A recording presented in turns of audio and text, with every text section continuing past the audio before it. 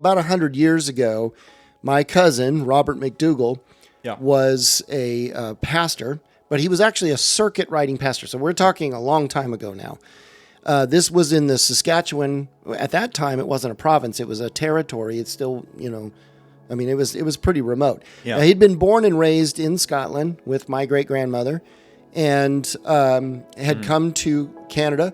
So he was a Gaelic is how it's actually pronounced, Gaelic-speaking Scottish guy. Mm-hmm. And he would travel from town to town in the Saskatchewan province, doing the marrying and burying that you need a pastor for.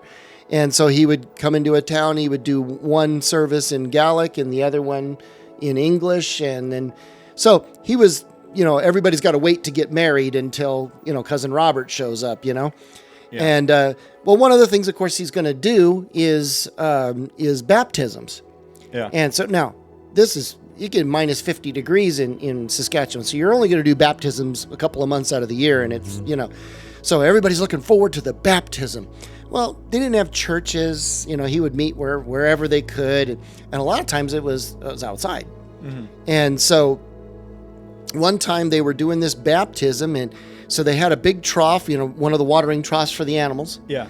And that's where they're going to do the baptism. And they had, right behind it, they had a big sheet that they had put up on poles. And so that people could change to come around to the front in order to get baptized. And so, Cousin Robert's doing what he's doing. And this lady comes in, and she was, shall we say, large. Boisterous. Big. She was well fed. I don't know what else. But anyway, she got in the water, and you know how it is when you're a little bit on the well-fed side, you float. Yeah, sure do. And not only do you float, but she was terrified of water. She couldn't swim. So, even though it's only, 3-4 feet. Whatever. Yeah. And so Cousin Robert's trying to get her under the water. It's like trying to shove her down, Well, she panics, absolute panics, jumps up and grabs hold of that sheet. And it comes tearing down, and the guy standing behind it is stark naked. The whole town is right behind him, and he's like, like this. And of course, he has nowhere to go. Behind him, there's nothing but the plains, extending out to the, there's nowhere to go. So he jumps into the water. That's the only place he could go. So that's one of my favorite Cousin Robert McDougall stories. He was a great man of God. He was indeed. Wow. That's awesome. That's cool. And he was a Gaelic preacher? Gaelic. Preacher. Get it right.